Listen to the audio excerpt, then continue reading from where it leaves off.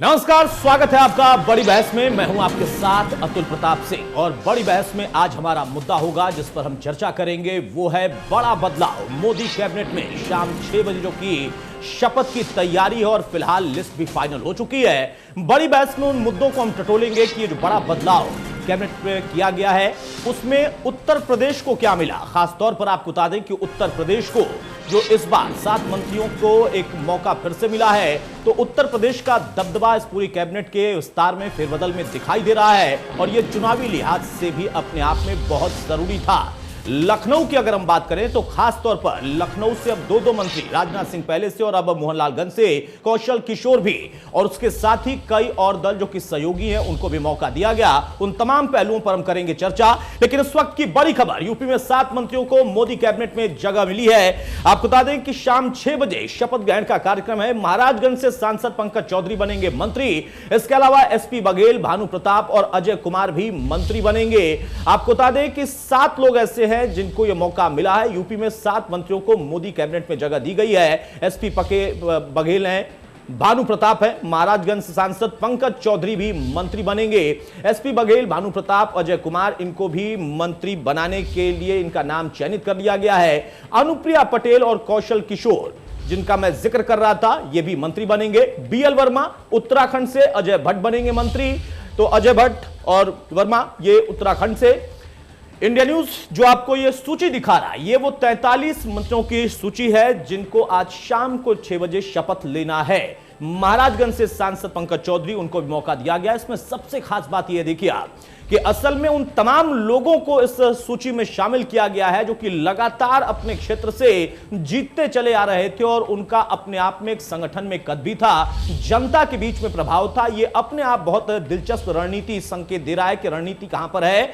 यहां एक तरफ कैबिनेट का विस्तार, उसमें फेरबदल किया गया। कई बड़े ऐसे नाम थे जिसमें डॉक्टर हर्षवर्धन की बात कर ले, निशंक की बात कर ले, सारंगी की बात कर ले, इन लोगों को हटाया गया। लेकिन जो बदलाव किया गया है उसमें उत्तर प्रदेश का दबदबा दिखाई दे रहा है। और सिर्फ दबदबा नहीं दिख रहा बल्कि चुनाव से सीधा सीधा कनेक्शन भी दिख रहा है कि रणनीति क्या है।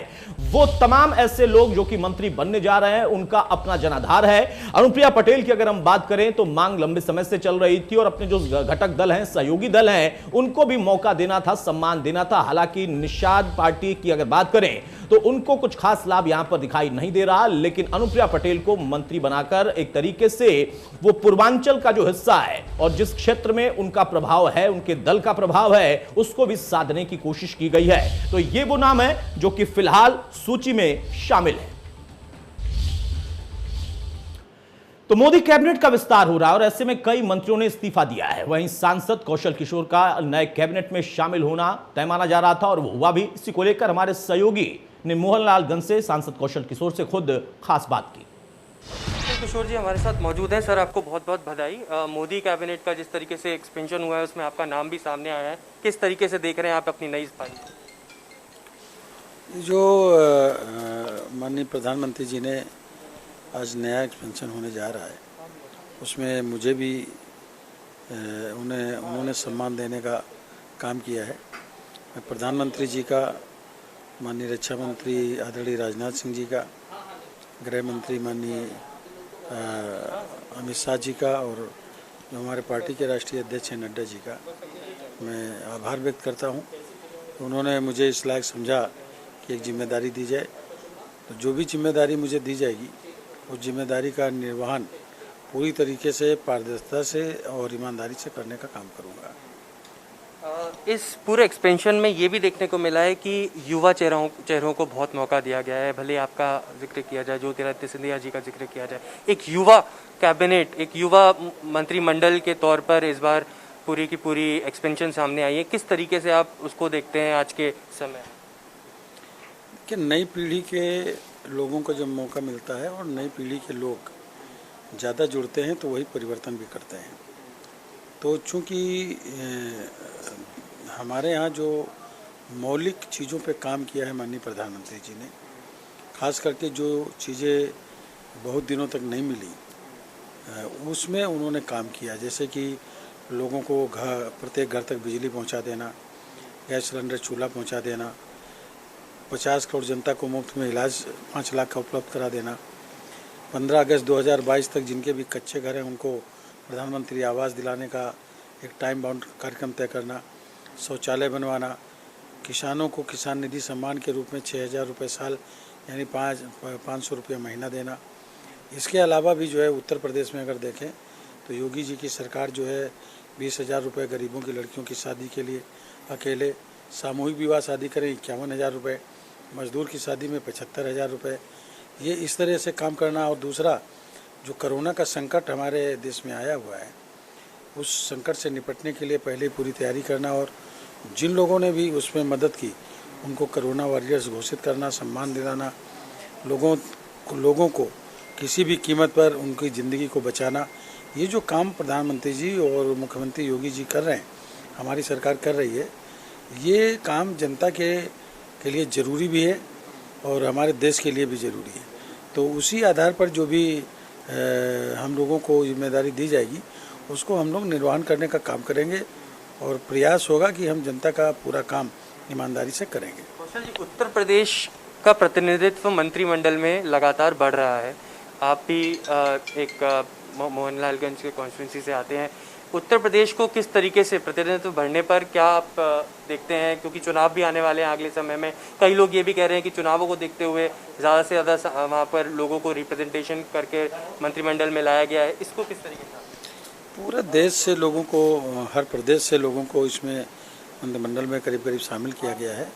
चुनाव की दृष्टि से नहीं किया गया है बल्कि काम का और ज़्यादा तरीके से देखने के लिए, उसका विस्तार करने के लिए इसका मंत्रिमंडल का विस्तार शुरू किया गया है। और जाहिर है कि इस पे जब काम करेंगे तो उसका आने वाले समय में चुनाव का भी फायदा मिलेगा। बहुत बहुत बधाई आपको। कौशल जी ने साफ कर दिया है कि कोई भी पद मिले, कोई भी विभाग मिले, जनता के बीच में रहकर ही आगे का काम वो करना चाहेंगे। और मोदी मंत्रिमंडल के साफ तौर पर बताते हुए कि एक युवाओं को मौका देना, आने वाले समय में युवाओं के बीच में आना, एक बहुत बड़ी बात प्रधानमंत्री ने करी है। कैमरा पर्सन परशुराम के साथ ऐश्वर्य जैन, इंडिया न्यूज़ के लिए। तो मोदी कैबिनेट का विस्तार हो रहा है और ऐसे में कई मंत्रियों ने इस्तीफा दे दिया है। वहीं सांसद अजय भट्ट नए कैबिनेट में शामिल होना उनका भी तय माना जा रहा था। हमारे सहयोगी ने उनसे भी बात की, सुनिए। नैनीताल से सांसद अजय भट्ट हमारे साथ मौजूद हैं। प्रधानमंत्री आवास से आप आ रहे हैं, सुबह प्रधानमंत्री साहब की मुलाकात हुई है और जिस तरीके से मोदी मंत्रिमंडल का विस्तार हुआ है उसमें आपका नाम शामिल हुआ है। सबसे पहले आपको बहुत बहुत बधाई। किस तरीके से देखते हैं आप अपनी आगे की पूरी राजनीति की पारी?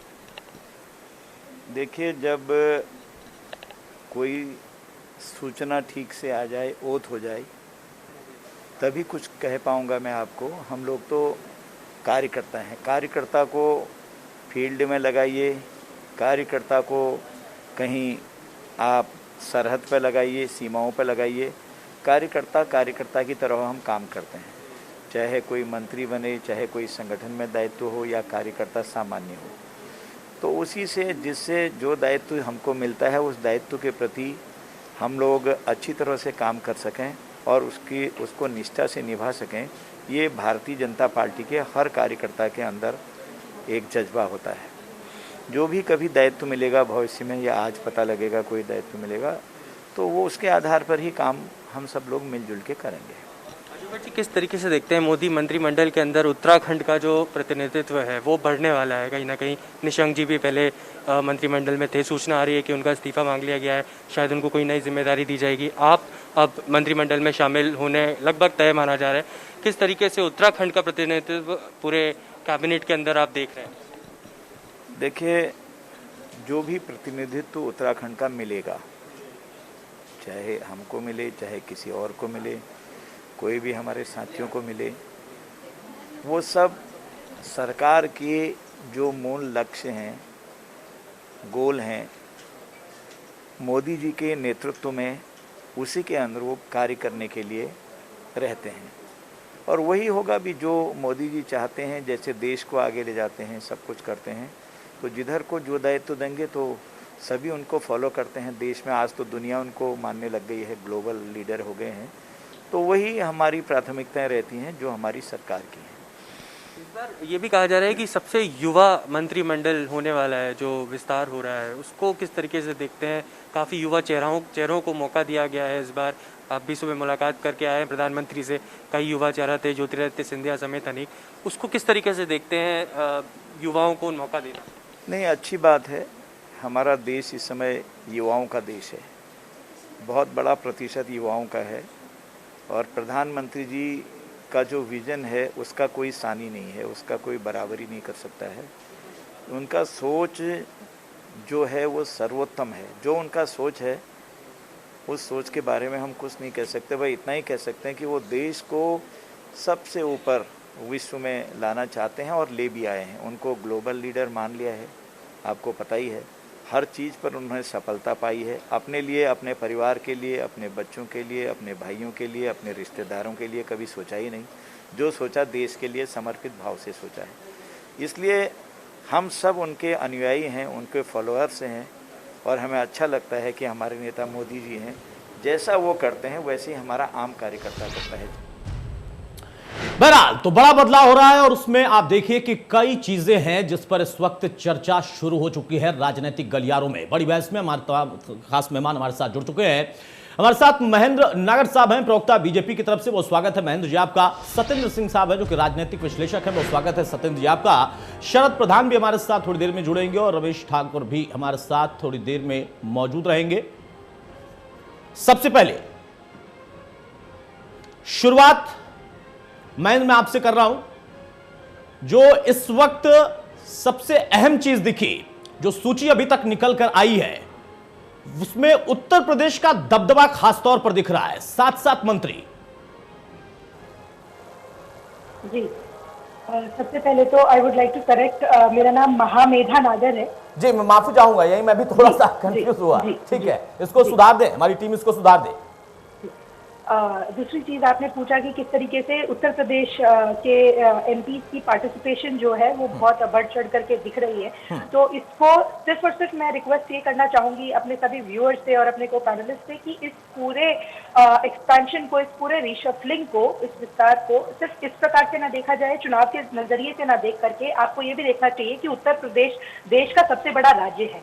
यहाँ की पॉपुलेशन सबसे ज्यादा है, 24 करोड़ लोगों को अगर वो अपने एमपीज को चुन के लेके आते हैं, वो चाहेंगे, वो ऑफकोर्स यहाँ की जो जनता है वो एक्सपेक्ट करती है कि उनको भी एक ample amount of representation national level पर मिले। तो मुझे लगता है कि ये बहुत लाजमी है, इतना बड़ा प्रदेश होने के नाते यूपी की सहभागिता केंद्र मंत्रिमंडल के अंदर ऑफ कोर्स वो बहुत ज्यादा होनी चाहिए और मुझे लगता है कि ये बहुत ही उचित संख्या के अंदर ये है।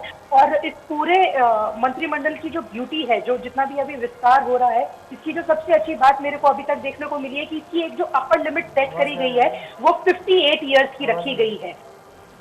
इससे ये जाहिर होता है कि किस तरीके से युवाओं को, नए चेहरों को अब आज की डेट में हमारे इस मंत्रिमंडल विस्तार के अंदर रिप्रेजेंटेशन देने का मौका दिया जा रहा है। एक ऐसी नई लीडरशिप को खड़े करने की कोशिश करने जा रहे हैं जो कि एक नेक्स्ट जनरेशन हम ऑफ लीडर्स हम क्रिएट कर रहे हैं इस मंत्रिमंडल विस्तार से। आप बात करें जब प्रधानमंत्री मोदी जी की, तो आप देखिए कि वो दिन के अंदर 18 घंटे काम करते हैं और वो भी यही एक्सपेक्ट करते हैं अपने मंत्रिमंडल से कि वो भी उसी पेस के साथ में उनके साथ में काम करें।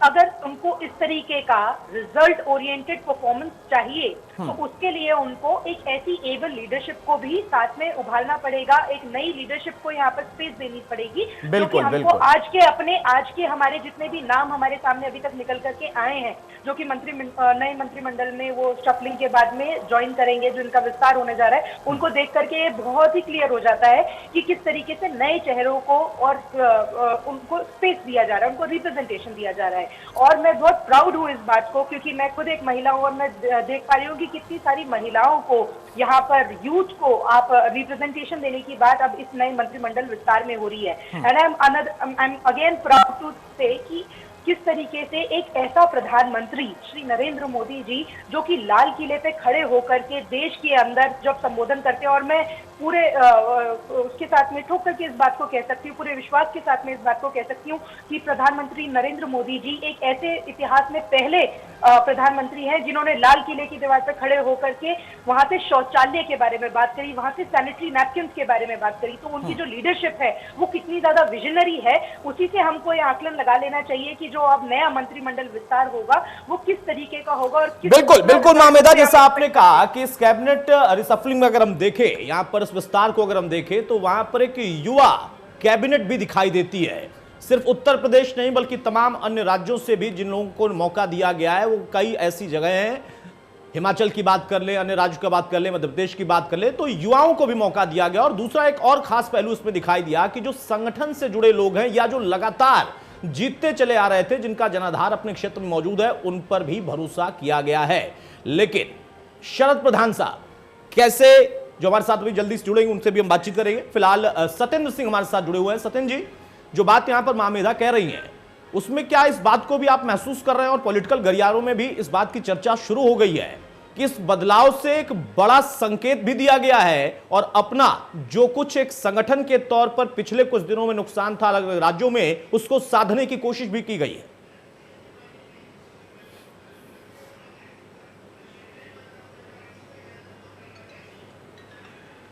सत्येंद्र जी तक शायद मेरी आवाज नहीं पहुंच पा रही है। और ये तस्वीरें भी हम आपको जो दिखा रहे हैं, लाइव तस्वीरें हैं प्रधानमंत्री से उन तमाम लोगों की मुलाकात हो रही है जिनको थोड़ी देर में शपथ लेना है। तो वो तस्वीर भी आप देख रहे थे, फिर से वो तस्वीरें आएंगी, हम आपको दिखाएंगे। सत्येंद्र जी, मेरा सवाल आपसे था, जो इस वक्त मामेदा कह रही थी, क्या आप भी उस बात से सहमत हैं? एक युवा कैबिनेट हमको मिलने जा रही है, देश को मिलने जा रही है, उसके अलावा पार्टी का संगठन और जनाधार वाले नेता, इन पर भी भरोसा किया गया है?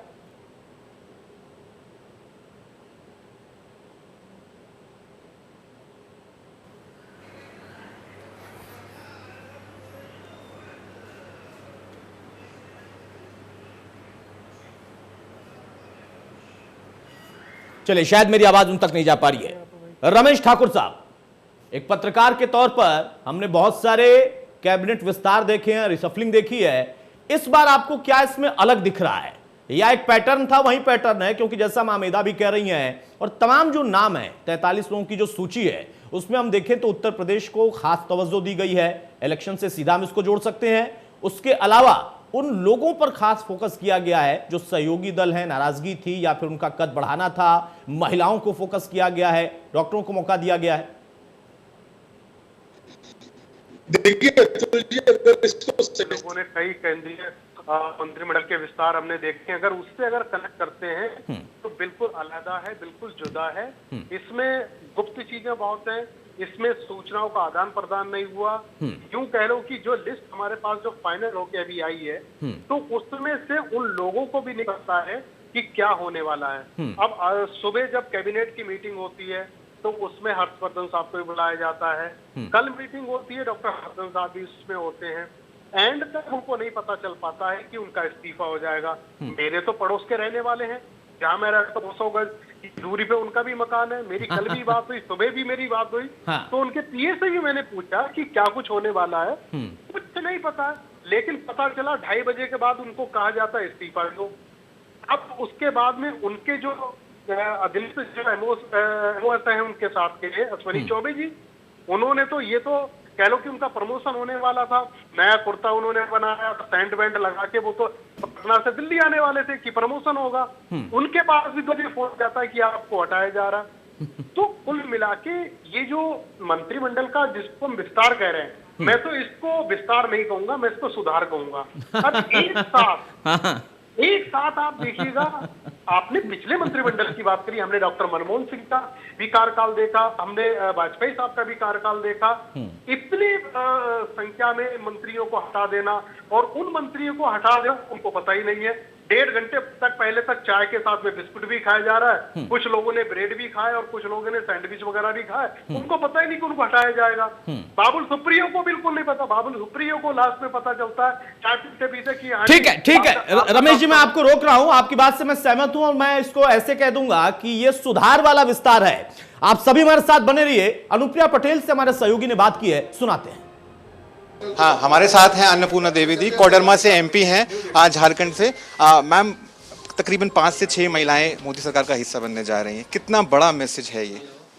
देखिए, बहुत पहले तो हम हमारे संगठन के राष्ट्रीय अध्यक्ष जी को, संगठन महामंत्री जी को, आदरणीय प्रधानमंत्री जी को हम आभार व्यक्त करते हैं, धन्यवाद। अभी ये गलत बात चल रही है यहाँ पर। मैं चाहूंगा कि इसको सुधार दिया जाए बहुत जल्दी से। अब यहां पर सत्येंद्र जी को मैं जोड़ लेता हूं। सत्येंद्र जी, मेरी आवाज आप तक जा रही है सर? कुछ तकनीकी खामी है। रमेश जी, अपनी बात आप कंप्लीट करिए। जो सुधार वाला विस्तार है उसमें कई लोगों को झटका भी लगा, लेकिन पार्टी ने, मुझे लगता है कि बहुत सोच समझकर यह फैसला लिया। वो पार्टी जो कि सत्ता में बैठी है, और मोदी साहब के बारे में बार बार यह कहा भी जाता है, बहुत सारे लोग जानते हैं कि दाएं हाथ में उनके क्या है, उनके बाएं वाले को भी नहीं पता चलता है। आपने कहा कि पार्टी ने फैसला ले लिया, ये पार्टी का फैसला नहीं है। आज 11 बजे जब मीटिंग होती है उसमें नड्डा साहब होते हैं, रक्षा मंत्री राजनाथ सिंह साहब होते हैं, अमित शाह होते हैं और प्रधानमंत्री होते हैं। 4 लोग होते हैं बस। क्योंकि प्रधानमंत्री आवास के बाहर हम लोग ने खुद पहरा दिया है 3-4 घंटे कि क्या होने वाला, किसकी गाड़ी आ रही, कौन जा रहा है। 40-45 लोगों को जो बाहर से बुलाया उनको अलग में ढाल दिया है। कुछ भी नहीं पता चलता है। इतना गुप्त तरीके से हो रहा है, इतना जिसको कहते कि मतलब एक रिस्पेक्टेड, बिल्कुल हम सोच भी नहीं सकते कि ये मंत्रिमंडल का विस्तार हो रहा है। अब 5 बजे वो लिस्ट आती है कि इनको मंत्री बनाया जा रहा। अब इस पे भी विश्वास करना मुझे लग रहा है कभी कभी थोड़ी सी हैरानी हो कि क्या इन लोगों को भी मंत्री बनाया जाएगा। अब कल तक यानी सस्पेंस अभी भी बरकरार है, आप ये कह रहे हैं? एक बात बताइएगा, सुशील मोदी का नाम सबसे ऊपर था, आप मानोगे इस बात को लेके? आप वरिष्ठ पत्रकार को, आपकी नजर हर जगह रहती है। सुशील मोदी का नाम सबसे ऊपर था, वरुण गांधी का नाम सबसे ऊपर था, और 4-5 ऐसे नाम है जिनका नाम ऊपर था, वो सबके सफल होते हैं। तो मुझे लग रहा है ये जो चीजें सारी हो रही हैं, आप एक तौर पे ये तो जरूर कहोगे कि देखो अगले साल उत्तर प्रदेश, जिसको सेमीफाइनल कहा जा रहा है 2024 का, गुजरात हो गया, पंजाब हो गया, उत्तराखंड हो गया। हालांकि ये तो कहा जा रहा है कि हमने चुनाव को देख के ये काम नहीं करा है, लेकिन सबसे बड़ी बात है तो अतुल जी, 3 चीजें जो हम आप जैसे आम आदमी के लिए जरूरत होती है, शिक्षा, स्वास्थ्य, रोजगार, इन तीनों के मंत्रियों को हटा दिया गया।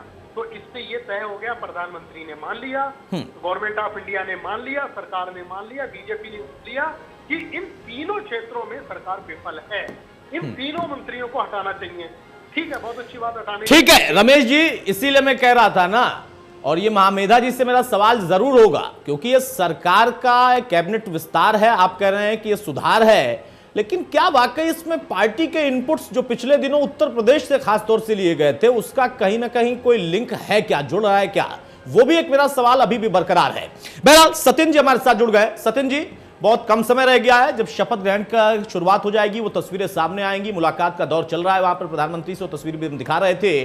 पॉलिटिकल एनालिस्ट के तौर पर आप क्या एनालिसिस कर पा रहे हैं? और अभी भी जैसा रमेश जी कह रहे हैं कि हो सकता है कि जो नाम अभी तक सामने आए इसमें भी कुछ बदलाव हो जाए, ऐसा है क्या?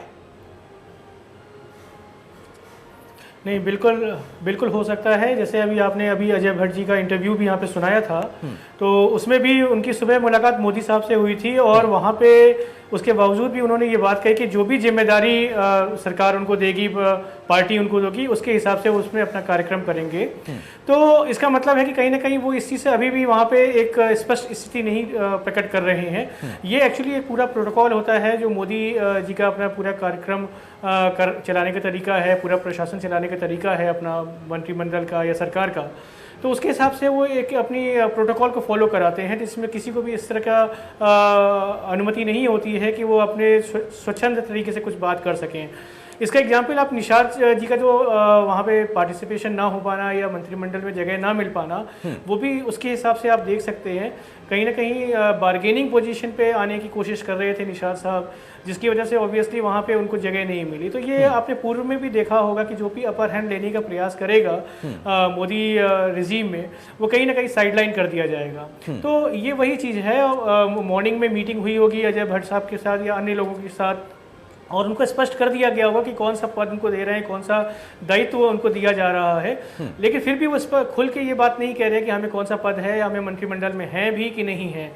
तो ये इनका रिजीम है। खैर दूसरी बात ये है कि जो अभी आपका ये चर्चा में अन्य पैनलिस्ट जो बैठे हुए थे उनकी बात को मद्देनजर ध्यान में रखते हुए अगर आप बात करें तो ये बात कहीं ना कहीं आती है कि यूपी में जो अभी इलेक्शंस आने वाले हैं उसके हिसाब से भी काफ़ी हद तक जो 7 मंत्रियों को शामिल करने की बात आ रही है।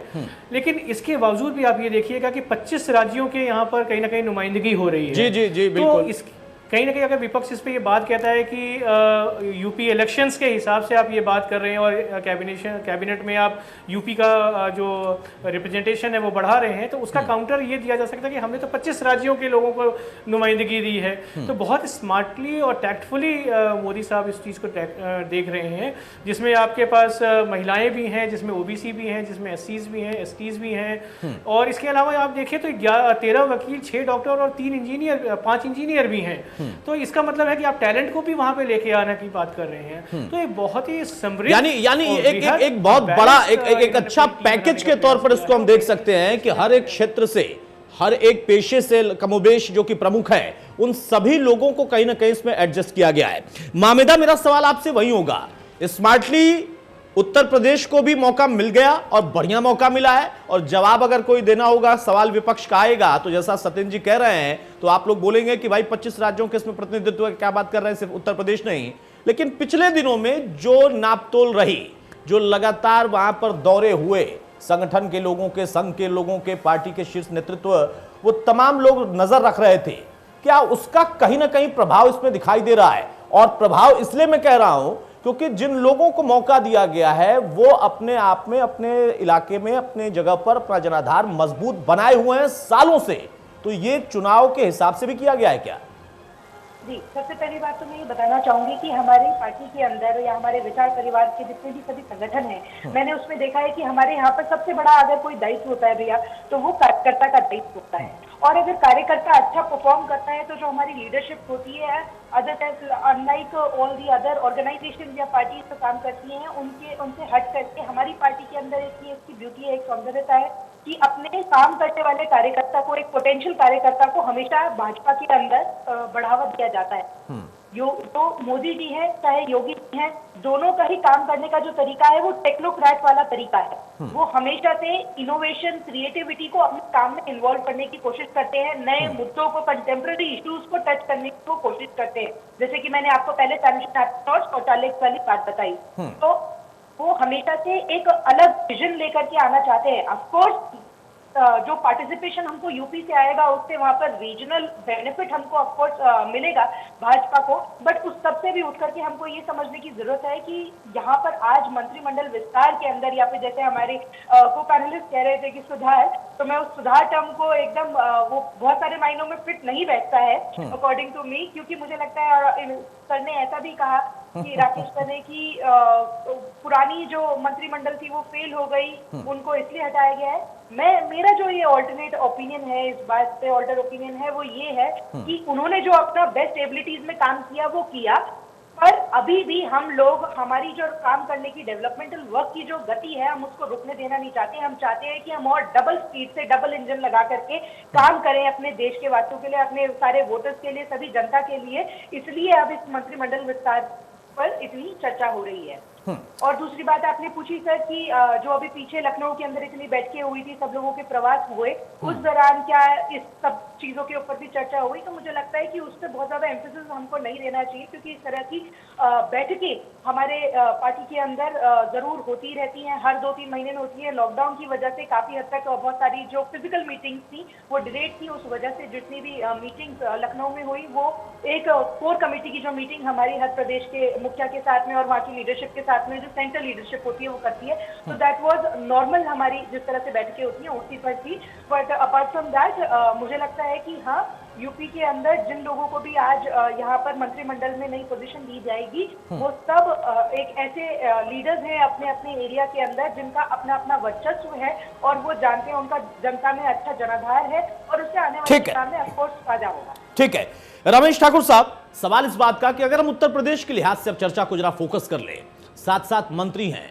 लखनऊ से देखिए अब 2-2 मंत्री हो जाएंगे, राजनाथ सिंह साहब पहले से हैं, मोहनलालगंज से अब यहां पर कौशल किशोर को भी मौका मिला है।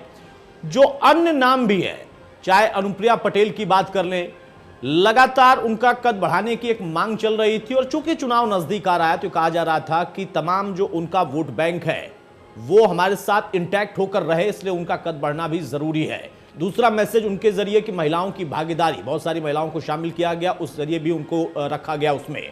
लेकिन उत्तर प्रदेश को अगर इस कैबिनेट विस्तार से हम चुनाव के साथ सीधा कनेक्ट करें तो आपको नहीं लगता कि मास्टर स्ट्रोक मारने की कोशिश की गई है? क्योंकि अब इसके बाद योगी कैबिनेट का भी विस्तार 15 तारीख तक होने वाला है। नहीं, बिल्कुल। अभी आपने कहा कि जो अभी बीच में जो मीटिंगें हुई हैं, जो कॉन्फ्लिक्ट जो लखनऊ और दिल्ली के अंदर था, मुझे लग रहा है इस कैबिनेट विस्तार में देखने को मिला है।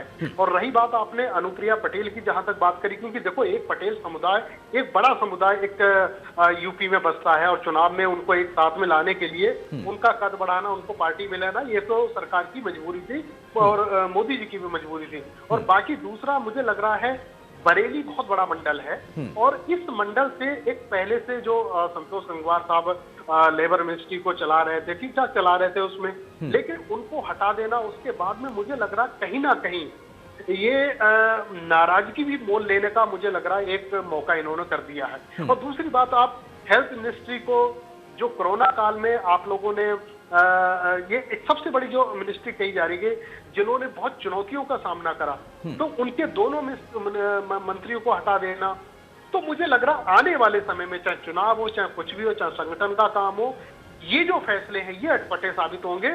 और सीधे तौर पे अगर मैं ये कहूं तो कुछ मंत्रियों से, और देखिए अभी जो बड़ी खबर आ रही है, रविशंकर प्रसाद का भी इस्तीफा हो गया, प्रकाश जावड़ेकर का भी इस्तीफा हो गया, ये अपने आप में बड़ी खबर। जो बात रमेश ठाकुर कह रहे थे कि कभी भी बदलाव हो सकता है, जो सूची है उसमें बदलाव हो सकता है और अभी भी इस्तीफों का दौर जारी है। 6 बजने में कितने मिनट बाकी हैं आप समझ लीजिए, लेकिन उसके ठीक पहले एक और 2 बड़े धमाके, प्रकाश जावड़ेकर का इस्तीफा, रविशंकर प्रसाद का भी इस्तीफा। अब इनका प्रोफाइल क्या होगा आगे, ये देखने वाली बात है, लेकिन ये दोनों ही बड़े नाम हैं और बड़े पद पर बैठे हुए थे, तो धमाके पर धमाके अभी भी हो रहे हैं। ये बड़ी खबर आपके सामने रख रहे हैं, रविशंकर प्रसाद और प्रकाश जावड़ेकर का भी इस्तीफा हो गया है। इस पर मैं बहुत त्वरित टिप्पणी चाहूंगा, रमेश ठाकुर साहब। अभी बता रहा हूं, ये 12-1 बजे की बात है। कीर्ति भवन के साइड से जब रविशंकर प्रसाद निकले थे तो हम मीडिया वाले कई खड़े हुए थे, तो बाकायदा हम लोगों को जानते हैं, नाम से जानते हैं, हाय वाय होती रहती है। तो आज उन्होंने किसी से नमस्ते तलक नहीं करी। मैं वही बताने वाला था, कई ऐसे नेता, ऐसे मंत्री जो सरकार के थे, सबके चेहरे उतरे हुए थे। मुझे लग रहा है कुछ ना कुछ होने वाला है। अभी 6 बजने में बहुत नहीं, मुझे तो लग रहा है बहुत कुछ होने वाला है, कुछ ना कुछ नहीं है तो बहुत कुछ होने वाला है, लग रहा है।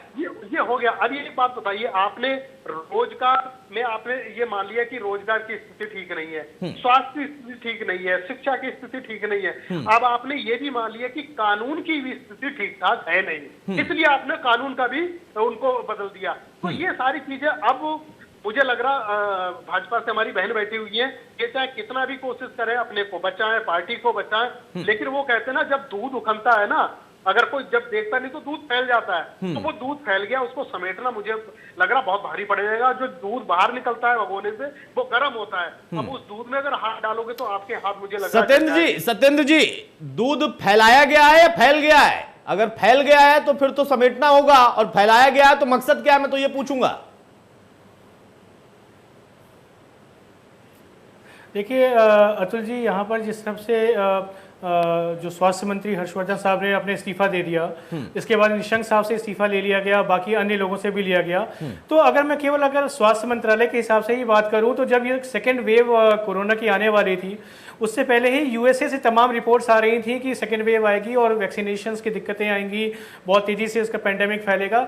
लेकिन उसमें हर्षवर्धन साहब ने बहुत प्रोएक्टिवली रोल नहीं प्ले किया था, जिसकी वजह से बाद में ये चीज़ें पीएमओ में भी पहुंची थी और अंतर्राष्ट्रीय स्तर पर कहीं ना कहीं मोदी जो फर्स्ट वेव में बहुत अच्छे से मैनेजमेंट के लिए माने गए थे विश्व में, उनके ऊपर कहीं ना कहीं छोटा सा छींटा जरूर पड़ा था। तो उसका रेसिप्रोकेशन तो कहीं ना कहीं होना ही था। लेकिन जिस हिसाब से अभी हमारे रमेश जी ने बताया कि जैसे अगर दूध फैल गया है तो समेटने की बात है, तो ये सिग्नल हमेशा ये मोदी रिजीम में मिला है कि कभी भी अगर आप कोई गलत करते हैं या कहीं आपके चीज़ों पे प्रश्न चिन्ह लगता है तो हम करेक्टिव एक्शंस जरूर लेते हैं। और इस करेक्टिव एक्शंस में अतुल जी एक चीज बड़ी रोचक है कि अगर हर्षवर्धन जी को हराया है तो उनके नीचे के जो राज्य मंत्री हैं उनको भी हटाया है। बिल्कुल बिल्कुल, हर्षवर्धन जी को हटाते और नीचे के राज्य मंत्री को इंटैक्ट रखते तो ये एक गलत संदेश देता। तो उन्होंने पूरा का पूरा उसको चेंज करने का प्रयास किया और जनता के सामने अगर ये बात आती है कि हाँ ये कहीं गलत हुआ या बहुत अच्छा ये मंत्रालय ने काम नहीं किया, तो ये भी संदेश जरूर जाएगा इस फेरबदल से कि वहां पे अगर कुछ गड़बड़ हुआ तो हमने ये करेक्टिव एक्शन लिया और हमने बहुत ही एक प्रकार से सर्जिकल स्ट्राइक करने से भी हमने मंत्रालय में या कार्यभार में कोई कोताही नहीं बरती। मतलब आप क्या कह रहे हैं कि मोदी जी ने अपनी कैबिनेट में ये सर्जिकल स्ट्राइक कर दी है? बिल्कुल, अगर वहां पे भाई ये क्यों किया गया, कहीं ना कहीं उनको ये लगा कि हाँ यहाँ पे है और इसके हिसाब से आगे आने वाले में इनको कहीं ना कहीं दायित्व, संगठन का दायित्व दिया जाएगा या अन्य पदभार दिया जाएगा, क्योंकि ये कद्दावर नेता हैं और काफी एक्सपीरियंस और सीजन नेता हैं। मंत्रालय से हटाना एक अलग बात है, लेकिन दायित्वों से वो नहीं हटाए जाएंगे। बिल्कुल, कहीं ना कहीं दूसरा दायित्व उनको दिया जाएगा। लेकिन मंत्रालय के हिसाब से अगर संदेश देने की बात कहें तो वो जरूर यहाँ पे स्पष्ट दिख रहा है। रमेश ठाकुर साहब, बहुत जल्दी से एक टिप्पणी और आपसे, उसके बाद मैं महामेदा के पास जाऊंगा। जो अभी 2 इस्तीफे गिरे हैं, क्या इसको हम सिर्फ कैबिनेट के विस्तार से जोड़कर देखें और इनकी भूमिका अब क्या होगी? क्योंकि इनका इस्तीफा हुआ है तो इनको या तो कोई जिम्मेदारी मिलने वाली है या जिम्मेदारी किसी और को इनकी दी जाएगी, लेकिन सदन के अंदर का सिनेरियो भी बदलने वाला है मुझे लगता है, क्योंकि थावरचंद साहब को एक अलग भूमिका दे दी गई है, प्रकाश जावड़ेकर का भी इस्तीफा आ रहा है। इसको कहीं से कनेक्ट कर पा रहे हैं आप? देखिए अतुल जी, मुझे लग रहा है मैसेज गलत जा रहा है। अगर आप इतने सीनियर लीडर को और इतने सीनियर मंत्री को एक साथ अगर विकेट आप गिरा देते हो तो मुझे लग रहा है कि ये मैसेज गलत जा रहा है। ठीक है, आप एक किस्तों में आज 2 मंत्री को हटा दिया, 2 मंत्री को दूसरे विभाग में भेज दिया, उनका फेरबदल कर दिया, तो वो तो ठीक है, लेकिन एक साथ आपने सीनियर मंत्री को मैं एक और बड़ी खबर जरा अपने दर्शकों को दे दूं, उसके बाद मैं आपके पास आऊंगा, कंटिन्यू आप करिएगा। एक और बड़ी खबर यहां पर देखिए, प्रकाश जावड़ेकर ने इस्तीफा दिया, रविशंकर प्रसाद ने, आईटी मिनिस्टर ने भी इस्तीफा दे दिया है। कुल 12 मंत्री हैं जिनके इस्तीफे मंजूर किए जा चुके हैं। 12 मंत्रियों का इस्तीफा भी मंजूर किया जा चुका है, राष्ट्रपति को भी भेजा गया। और 12 मंत्रियों में कई कद्दावर अलग अलग महकमों के मंत्री हैं जिसका जिक्र हम कर रहे हैं और जिस पर हम लगातार चर्चा भी कर रहे हैं। तो यहां पर देखिए कि आप स्वास्थ्य से अगर जोड़कर देखें तो वो अपने आप में बहुत अहम था। पिछले कुछ दिनों में इस कोरोना काल की वजह से उस पर सबसे ज्यादा सवाल थे या उसकी सबसे बड़ी भूमिका थी, वहां पर भी एक तरीके का सर्जिकल स्ट्राइक कर दिया मोदी साहब ने। अब यहां पर टोटल 12 मंत्री हैं जिनका इस्तीफा राष्ट्रपति को जब भेज दिया गया, मंजूर हो चुका है। तो 12 मंत्रियों में अब जो नए मंत्री बनाए जाएंगे उनको कौन सा विभाग दिया जाएगा, जिन विभागों के मंत्रियों का इस्तीफा हुआ है, यह भी अपने आप में दिलचस्प होगा। रमेश जी, अपनी बात जल्दी से कंटिन्यू करें। देखिए अतुल जी, मैंने कहा ना कि अगर गलत मैसेज किस लिए जाएगा उसको मैं थोड़ा परिभाषित करने की कोशिश करूंगा। अब जब नए मंत्री जो बनाए जा रहे हैं उसमें कुछ मंत्री तो ऐसे जो पहली बार बनाए जा रहे हैं, युवा हैं, 12-13 मंत्री ऐसे युवा हैं, उनके अंदर जो कॉन्फिडेंस है उसमें कमी आएगी। उनको ये लगेगा काम करते हुए मोदी कैबिनेट में कि जब बड़े सीनियर नेताओं के साथ में, मंत्रियों के साथ में ऐसा हो सकता है तो हम तो कभी भी काटे जा सकते हैं। तो मुझे लग रहा है एकदम अगर इस तरीके से बोल्ड फैसला अगर प्रधानमंत्री ने लिया है तो मुझे लग रहा हो सकता है उनकी अलग नहीं, लेकिन ये भी तो होता है ना रमेश जी कि अगर आप काम नहीं करेंगे, अगर आपने परफॉर्म नहीं किया है तो मैसेज तो जाना चाहिए, और उससे अगर कोई अंडर एस्टिमेट हो जाए तो अपने आप में कमजोर होगा। उसको तो ये सोचना चाहिए कि हमें और काम करना होगा, तब हम जाकर आगे और स्थापित हो पाएंगे। महामेदा जी, मेरा सवाल आपसे ही है, जो बात कह रहे हैं रमेश जी, क्या आप सहमत उस बात से? क्योंकि आपकी पार्टी का जो कुछ इनपुट रहा होगा उसके आधार पर भी पीएमओ ने विचार किया होगा कि हम चुनाव में जाएंगे तो अलग विषय हो जाता है, लेकिन सरकार के तौर पर हमारा जो रोल है वो सही नहीं जा रहा है। तो सरकार के कैबिनेट में अगर फेरबदल हो रहे, बदलाव हो रहे हैं, तो वहां पर भी उन तमाम चीजों को जरूर आकलन करके जोड़ा गया होगा। जी, मैं पहली बात तो जैसे कि सर ने अभी बोला कि युवाओं के अंदर एक लैक ऑफ कॉन्फिडेंस देखने को मिलेगा और उनको ये फील होगा कि जब इतने बड़े मंत्रियों को हटाया जा सकता है तो उनको तो कभी भी हटाया जा सकता है। पहली बात तो मैं ये बोलूं कि आपको एक पैटर्न नोटिस करना पड़ेगा कि मोदी जी का जो काम करने का तरीका है वो बार बार रिशफलिंग नहीं करते हैं या वो बार बार रीथिंक नहीं करते हैं। ऑफकोर्स वो करेक्टिव मेजर्स लेते हैं, जैसे कि हमारे एक को पैनलिस्ट ने भी बताया पहले कि ऑफकोर्स हमारी पार्टी की एक ये अच्छी बात है कि वो करेक्टिव मेजर्स लेती है, बट ये जो लैक ऑफ कॉन्फिडेंस की बात करने कही है, मैं उससे असहमत हूँ, क्योंकि मुझे लगता है कि एक नेक्स्ट जनरेशन ऑफ लीडर्स यहाँ पर खड़े करने की बात करी जा रही है जब हम मंत्रिमंडल के विस्तार की बात करते हैं। दूसरी चीज, जो हमारे लोग जो बड़े दिग्गज नेता हैं जिनको आज उन्होंने रिजाइन किया है, उनका रेजिग्नेशन एक्सेप्ट हुआ है, मैं ये एक्सपेक्ट करती हूँ, और जितना मैं भी अभी डिबेट में ही हूँ बैक टू बैक, तो मैं भी अभी ग्राउंड की बहुत सारे इनपुट्स अभी नहीं ले पा रही हूँ, बट जो मेरा ये मानना है कि वो बहुत ही ज्यादा एक्सपीरियंस लीडर्स हैं हमारी पार्टी के। और जिस तरीके से अब पूरा का पूरा देश, ऐसे कई सारे प्रदेशों के अंदर आने वाले समय में चुनाव होने वाले हैं, तो मुझे लगता है उनके उस एक्सपीरियंस को एक ऑल्टरनेट तरीके के अंदर यूज किया जा सकता है। उनको यहाँ से मुक्त करके उनको स्टेट्स के अंदर उनको एक अच्छी बड़ी रिस्पॉन्सिबिलिटी दी जा सकती है जहाँ पर वो अच्छी भूमिका निभा सकते हैं। तो जैसे निशंक साहब हो गए, वो मैं इसीलिए तो बार बार कह रहा था, देखिए जब मैंने कहा था तो रमेश भाई ने उस समय कहा कि नहीं पार्टी का फैसला नहीं है, मैं इसको मान ही नहीं सकता। ये सरकार का जो कैबिनेट का विस्तार हो रहा है इसमें पार्टी के इनपुट्स भी 100% है, और इसी वजह से उसको भी इसमें जोड़कर उसके आधार पर यह फैसला मोदी साहब ले रहे हैं, और इसी वजह से हम बार बार इस बात पर फोकस भी कर रहे हैं। सत्येंद्र जी, पॉलिटिकली अगर इसको हम एनालाइज करें तो इस वक्त दो चीजें, एक तरफ सरकार के कैबिनेट का विस्तार और वहां पर बदलाव, और बड़े स्तर पर बदलाव है, उनके काम के आकलन पर, उनके मंत्रालय के काम के आकलन पर, उनकी परफॉर्मेंस रिपोर्ट या फिर उनके खिलाफ कोई शिकायत, सारी चीजें उसमें जोड़ी गई होंगी। वहां तो सरकार की बात है, लेकिन पॉलिटिकली बाकी अन्य दल भी इसको देख रहे हैं बहुत खास तौर पर कि भाई इतना बड़ा धमाका और कैसे, और इसका मकसद क्या है समझना उनके लिए भी जरूरी है।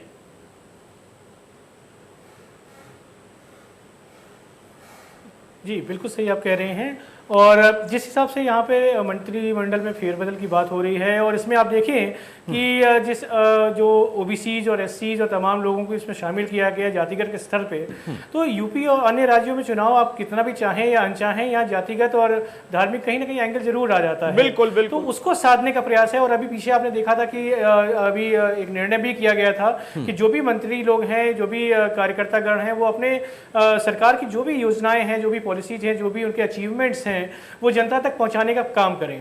तो अगर सरकार की अपनी आवास की योजनाएं हैं, या शौचालय बनाने की है, सड़कें बनाने की है, या आप देखें तो जो उनके किसान निधि की बात करते हैं, तो अगर इस तरह की चीज़ों को जनता तक पहुंचाने का काम करें, वो भी अगर काउंटर मैकेनिज्म के हिसाब से, जैसे हम सपा को मानते हैं कि कहीं ना कहीं वो ओबीसी और इनका कार्ड खेलती है, या बीएसपी जो मायावती जी हैं वो दलित कार्ड का खेलने का बात करते हैं, तो अगर उसका काउंटर करने की बात करें तो यहाँ के जब मंत्री, और आप देखते हैं कि जिस हिसाब से पूरा कॉर्पोरेट स्टाइल में बीजेपी अपना पूरा कैंपेन करती है, पूरे के पूरे स्टार इनके सारे मिनिस्टर से लेकर सभी लोग उतर जाते हैं मैदान में, चाहे वो हैदराबाद का स्थानीय निकाय चुनाव हो या बंगाल का पूरा विधानसभा चुनाव हो। तो उस हिसाब से जब ये लोग यहाँ पे पहुंचेंगे और अपने जातिगत स्तर पे उस चीज़ को हाईलाइट करेंगे, अचीवमेंट्स को, तो वो जो पोलराइजेशन है, वहाँ से कंसोलिडेशन ऑफ वोट्स हैं, वो इनके पक्ष में आने की बात है। तो ये बहुत मतलब एक सादे सब सदे वाली बात है कि आप कहीं ना कहीं लोगों के बीच में जो एक मतभेद था उसको भी आप टैकल कर रहे हैं, जातिगत स्तर पे भी कर रहे हैं, कहीं अगर अंडर परफॉर्म किया है तो आप उसको भी मैनेज कर रहे हैं, और कम्प्रिहेंसिव लेवल पे यंग टैलेंट और यंग लोगों को भी आप इसमें समन्वित कर रहे हैं। तो एक बहुत बृहद स्तर पे, और काफ़ी मुझे लगता है कि इसमें मशक्कत की गई होगी, और काफ़ी विश्लेषण के बाद ये सारे कार्यक्रम किए गए होंगे। ठीक है सत्येंद्र जी, क्या एक बार फिर से इस बात पर फोकस करें, क्योंकि अब यहाँ पर लगभग 20-21 मिनट रह गया, 6 बजे का समय है शपथ का, और ठीक उसके पहले 10 मिनट पहले आप देखिए कि धमाका होता है कि दो बड़े मंत्री जो कि उन्होंने इस्तीफा दे दिया, और कुल संख्या 12 हो जाती है। क्या जो सूची है उसमें अभी भी कुछ ऐसे नाम हो सकते हैं जिनकी चर्चा सुबह से चल रही थी? क्योंकि हरियाणा है, उसका अभी तक कोई नाम नहीं आया, 2 लोगों की मुलाकात या एक को हटाने की बात चल रही थी, और कई राज्य हैं वहां पर भी जो गुणागणित चल रही है, क्या उसको भी आप जोड़ पा रहे हैं कहीं? जी बिल्कुल। और जिस हिसाब से अनकन्वेंशनल तरीके से मोदी रिजीम काम करती है, लास्ट मोमेंट तक आप देखते हैं कि ये सरप्राइज एलिमेंट्स आ रहे हैं। ऐसा नहीं कि जयशंकर प्रसाद जो हैं और जावड़ेकर साहब, इनको पता नहीं होगा कि इनका इस्तीफा के लिए कहा, रविशंकर प्रसाद और रविशंकर साहब का इस्तीफा मांगा गया होगा, इनको बहुत पहले से पता है। लेकिन अभी ये तो हाँ, रविशंकर प्रसाद, तो अभी अगर ये सामने इस्तीफा आ रहा है और लास्ट मोमेंट तक आ रहा है, तो कहीं ना कहीं दिलों की धड़कनों को बस करने का है कि हाँ, ये आप आराम से नहीं बैठ सकते, और हर मोमेंट में कोई ना कोई अच्छी बाइट या ब्रेकिंग न्यूज़ आपके सामने आ रही है। ये अनकन्वेंशनल तरीका है मोदी रिजीम का काम करने का। और हो सकता है कि अभी हमें सरप्राइज एलिमेंट्स मिले, क्योंकि ये बार बार रिजीम चेंज नहीं करते, मंत्रिमंडल फेरबदल नहीं करते हैं। इसके बाद एक लंबा समय लेंगे, क्योंकि अगले साल इलेक्शंस हैं, तो अभी इमीडिएटली चेंज की संभावनाएं कम रही हैं। तो ये अभी से इस्तीफा लेके और फिर इन लोगों को कहीं ना कहीं मुझे लगता है कि आने वाले इलेक्शंस में राज्य प्रभारी बना सकते हैं, वहाँ के इलेक्शंस के हिसाब से इनको दायित्व दिया जा सकता है, क्योंकि सीजन्ड नेता हैं, बहुत कद्दावर नेता हैं। तो बिल्कुल इनके लिए ऑल्टरनेटिव प्लान्स डेफिनेटली मोदी साहब ने किया होगा और बहुत ही चिंतन के साथ ये कार्यक्रम किया। यानी एडजस्टमेंट इनका कहीं ना कहीं है, जो बात आप कह रहे हो और मामेदा भी यही कह रही थी। मामेदा, मेरा सवाल अब आपसे है, बहुत जल्दी से रमेश ठाकुर साहब के पास भी मैं जाऊंगा। जो मौजूदा स्थिति में हम देख रहे हैं सीन, उसमें वो तो स्पष्ट तौर पर है कि ये कैबिनेट का विस्तार भी है, मंत्रालयों का फेरबदल भी है, लेकिन साथ साथ पॉलिटिकल एंगल भी है। क्यों अलग पार्टियों की अगर हम बात करें, जो विपक्षी पार्टियां हैं वो भी बहुत बारीकी से निगाह लगाकर बैठी हैं कि पहला यहां पर मोदी पॉइंट 2 की अगर हम बात करें तो ये विस्तार हो रहा है और इस विस्तार में इस तरीके के बदलाव हो रहे हैं, तो पॉलिटिकली इसका क्या एक सिनेरियो बनेगा और उसका क्या इफेक्ट आएगा। जो उत्तर प्रदेश के लिहाज से सोचे तो कैसे आप देख रही हैं, क्या जो केंद्र स्तर पर चीजें जा रही थी, जो एमपीज थे वहां पर, या फिर जो पार्टी स्तर पर चीजें चल रही थी, उसमें कुछ ऐसा था जिसने ये करने को मजबूर किया या ये करना जरूरी था? मुझे लगता है कि मजबूरी की बात यहाँ पर नहीं है, ये करना जरूरी था, क्योंकि उत्तर प्रदेश इतना बड़ा प्रदेश है, सबसे बड़ा प्रदेश पूरे भारत के अंदर है। तो मुझे लगता है कि यहाँ के लोगों को रिप्रेजेंटेशन मिलना, क्योंकि जो लोग अपने रिप्रेजेंटेटिव्स को यहाँ पर चुन करके लेके आए, जिन जिन एमपीज को यहाँ की अपनी जनता ने वोट किया, वो भी हमेशा चाहते हैं कि उनके लीडर्स को एक नेशनल लेवल पे एक रिकॉग्निशन मिले।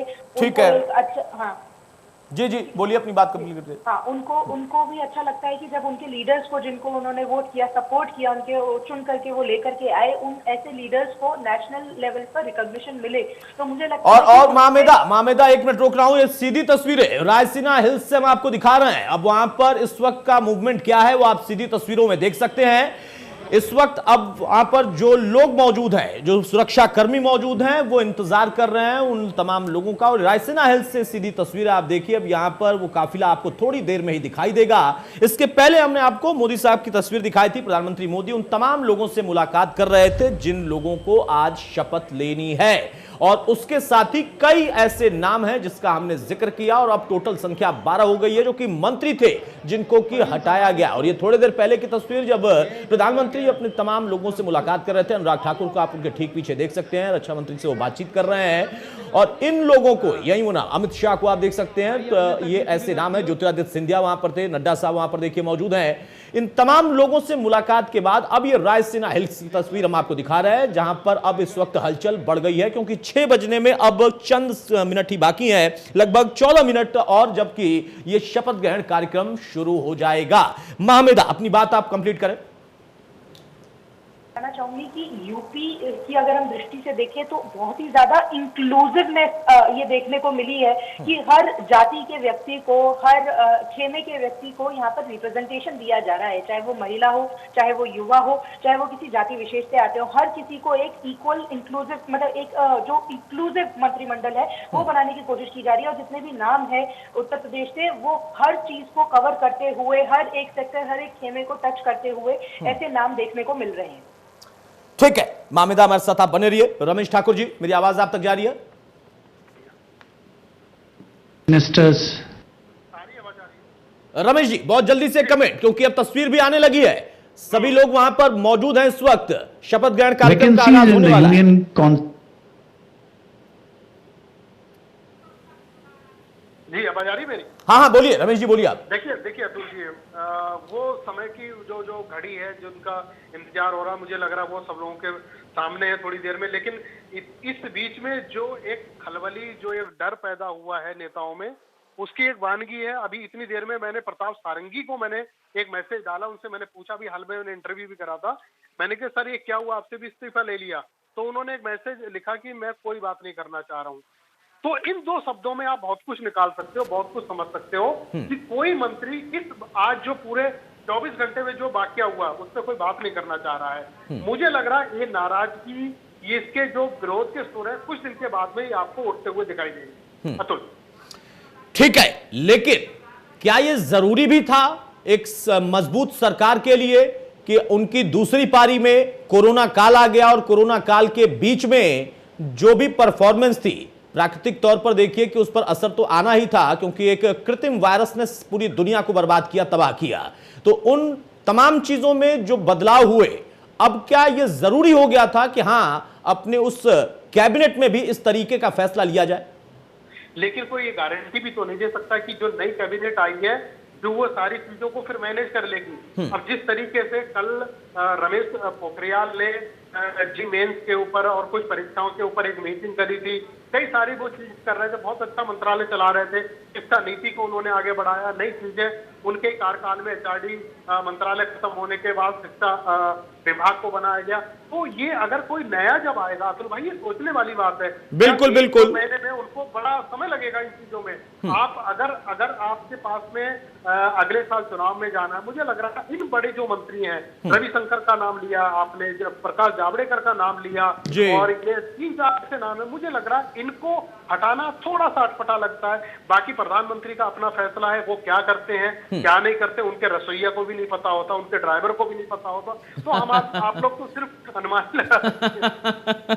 और देखिए ये भी अपने आप में दिलचस्प है कि आज की दौर में एक ऐसी पार्टी सत्ता में है और उनके ऐसे एक नेता है जिनको आप बहुत आसानी से प्रिडिक्ट नहीं करते। आप लोगों ने बहुत करीब से तमाम सरकारों को दिल्ली में बैठ के देखा है और प्रिडिक्शन पहले ही हो जाता था, सेट हो जाता था कि फला आदमी मंत्री, अभी तक वहां पर चर्चा हुई नहीं हुई और पहले से तय हो जाता था। वो दौर भी इस देश ने देखा है।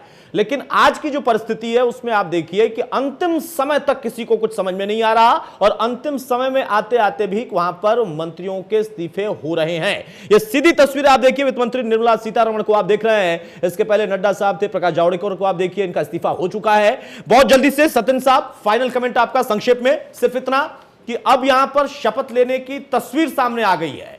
बदलाव जो होना है वो चंद मिनटों में साफ हो जाएगा और फिर पोर्टफोलियो बांट दिए जाएंगे।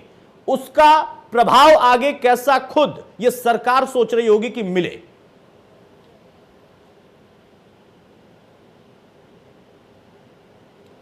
सत्यन जी, शायद मेरी आवाज उन तक नहीं जा रही है। रमेश भाई आपसे ये सवाल है। नहीं, देखो तस्वीर तो बिल्कुल साफ हो चुकी है, अब क्या होना क्या नहीं होना, लेकिन थोड़ा सा अभी दिल के अंदर एक दुख ये है कहीं और कोई बड़ा मंत्री ना टपक जाए, कहीं और कुछ ऐसा ना हो जाए कि ऐसा ना हो कि जो 53 लोगों की जो इस समय टीम है मोदी की, तो मुश्किल से 2-4 लोग ही बचे हुए हैं, और जो बचे हुए हैं उनकी धड़कनें कितनी तेज होंगी अतुल भाई, ये हम आप यहाँ बैठे बिल्कुल बिल्कुल इसका अंदाजा लगा सकते हैं, आप भी समझ सकते हैं, मैं भी समझ सकता हूं। जब इस तस्वीर पर चर्चा करके हम यहां पर उत्साहित हो जा रहे हैं और ये उम्मीद कर रहे हैं कि भाई अभी और कोई धमाका ना हो जाएगा, होगा तो क्या होगा, कौन होगा, तो उनकी धड़कनें तो वाकई बढ़ना लाजमी है। मामेदा, बहुत जल्दी से फाइनल कमेंट आपका संक्षेप में कि अब यहां पर उम्मीद आप उस पार्टी की प्रवक्ता और नेता होने के नाते क्या करती हैं कि इस बदलाव से आम जनता को कितना राहत मिलेगा अगर उनकी कैबिनेट में बदलाव हो रहा है और फिर मंत्रालय में बदलाव हो रहा है?